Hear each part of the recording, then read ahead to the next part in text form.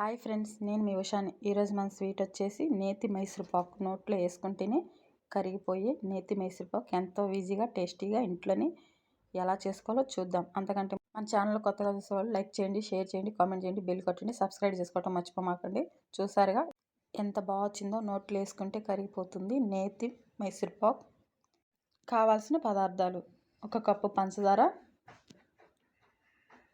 ఒక కప్పు నెయ్యి, అలాగే 1 కప్పు శనగపిండి. అన్నీ ఒకే క్వాంటిటీలో తీసుకోవాలి. చిటికెడు ఉప్పు.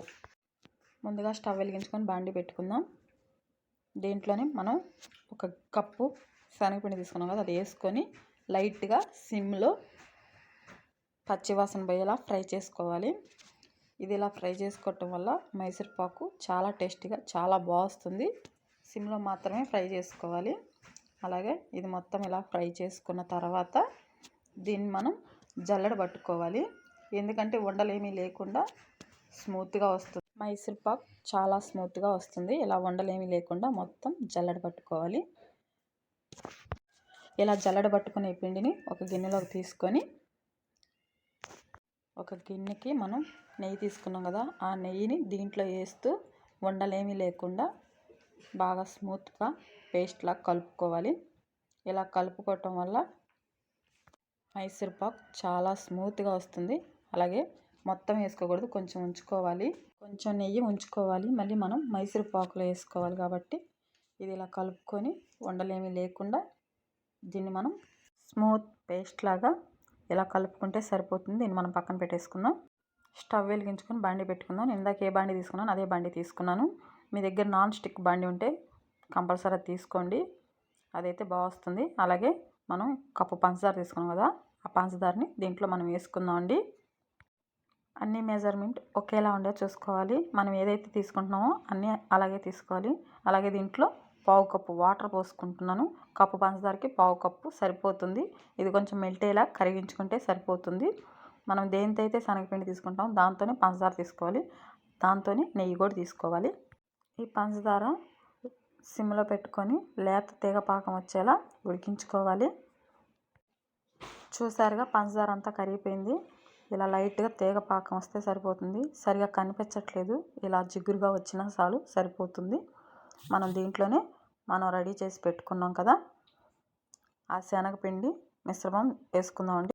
ఈ పేస్ట్ని మళ్ళీ దీంట్లో వేసేటప్పుడు ఒకసారి బాగా కలుపుకోవాలి. ఎందుకంటే ఉండలేమి లేకుండా స్మూత్గా ఇలా కలుపుకొని చూసుకొని జాగ్రత్తగా వేసుకోవాలి. మొత్తం ఆ గిన్నెలో ఉన్నది మొత్తం వేసేసుకొని ఇలా చూసుకొని సిమ్లో పెట్టుకొని స్లోగా ఇలా కలుపుకుంటూ ఉండాలి.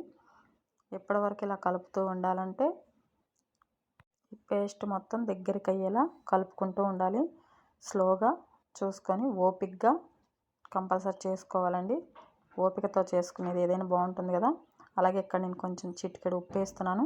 స్వీట్లోకి ఏ స్వీట్లోకైనా సరే కొంచెం ఉప్పు వేస్తే ఆ టేస్టే వేరేలా ఉంటుంది కదా, తప్పకుండా మీరు కూడా వేసుకోండి. అలాగే ఇలా చూసుకుంటూ స్లోగా సిమ్లో పెట్టుకొని అడుగంటకుండా చేసుకోండి. అందుకే మీకు ఇందాక ముందుగానే చెప్పాను, నాన్ స్టిక్ అయితే త్వరగా అయిపోతుంది. అది ఉన్నోళ్ళు కంపల్సరీ నాన్ స్టిక్ బాండీలో చేసుకోండి. లేని వాళ్ళు దేంట్లో అయినా చేసుకోండి, కానీ ఓపికగా జాగ్రత్తగా చేసుకోండి. అలాగే దీంట్లో మనం కొంచెం నెయ్యి వేసుకుందాం అండి. ఈ నెయ్యి అంతా ఈ మైసూర్ పాకు పట్టేలా మొత్తం అబ్జర్వ్ చేసుకునేలా మొత్తం బాగా కలుపుకోవాలి. ఇది మొత్తం ఇలా కలుపుకుంటూ ఉండాలి. అడుగంటుతుంది, చూసుకొని జాగ్రత్తగా సిమ్లో పెట్టి మాత్రమే దీన్ని చేసుకోవాలి.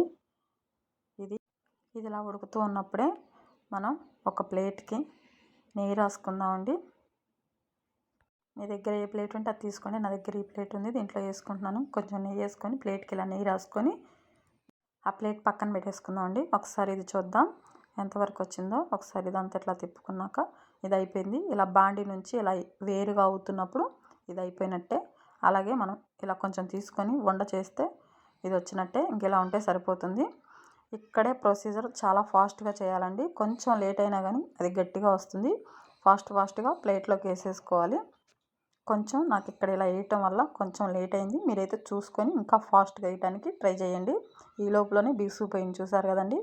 మీరు అంత టైం తీసుకోకుండా కొంచెం త్వరగా వేయడానికి చూడండి. అలాగే నేను కొంచెం పైన నెయ్యి వేస్తున్నాను, ఎందుకంటే కొంచెం డ్రై అయినట్టు అనిపించింది కదా, అందుకని నేను నెయ్యి వేసాను. అలాగే ఇలా వేడిగా ఉన్నప్పుడే మనం చాకు తీసుకొని చాకుతో మొత్తం ఘాట్లు పెట్టేసుకోవాలి. ఆల్మోస్ట్ అయిపోయింది. చాలా ఫాస్ట్గా చేసుకోవాలి ప్రొసీజర్ అంతా. చూసారుగా మొత్తం అయిపోయింది. ఇంతేనండి, చాలా ఈజీ.